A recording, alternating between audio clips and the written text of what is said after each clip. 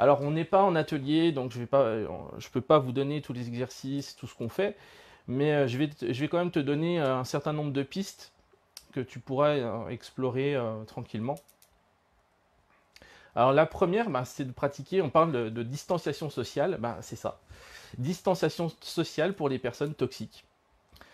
On n'a plus de temps à perdre, hein. Une personne qui nous convient pas, qui nous fait du mal, qui nous empêche d'avancer, eh ben on s'en écarte, tout simplement.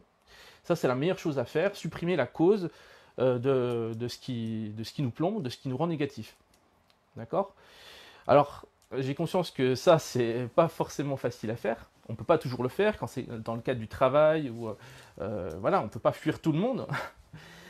Mais déjà, commencer à faire le tri avec les personnes, avec certaines personnes, hein. Et à l'inverse, essayez de vous entourer de personnes qui sont positives, hein, qui vous poussent vers le haut. Ça, c'est la première chose. Donc, distanciation sociale et aussi distanciation énergétique. Alors, qu'est-ce que j'entends par distanciation énergétique? Euh, Plusieurs choses. En fait, il s'agit de mettre de la conscience dans tout ça. Parce qu'en fait, ce qui se passe, quand une personne vient vous pomper votre énergie, quand elle vous rend stressé, tendu, etc., c'est comme s'il y avait un vampirisme énergétique. Je ne sais pas si je suis clair. C'est quelque chose d'invisible en fait, hein. C'est comme si elle projetait de la fumée noire sur vous, hein, comme si elle vous soufflait de la fumée à la figure, et que vous, en tant qu'hypersensible, c'est comme si vous étiez asthmatique. Et ben voilà, la bonne solution, ça consiste simplement à s'écarter des personnes qui vous soufflent à la gueule, quoi. Voilà. Ensuite, au niveau de distanciation énergétique, ben, mettre de la conscience là-dedans, c'est de prendre conscience des personnes qui nous soufflent à la figure, quoi.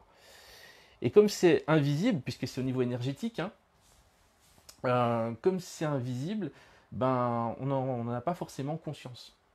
Et on se dit, tiens, c'est bizarre, j'étais bien, puis tout d'un coup, je sais pas ce qui m'arrive, je suis triste, je suis en colère, je suis fatigué. Bah, vous êtes peut-être fait vampiriser énergétiquement par une personne. Alors voilà, il n'y a rien de.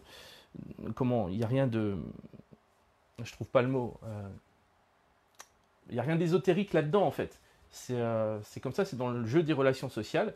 On se fait vampiriser par chacun, hein. C'est des rapports dominant-dominé. Et c'est comme ça que ça marche. Donc faites le tri.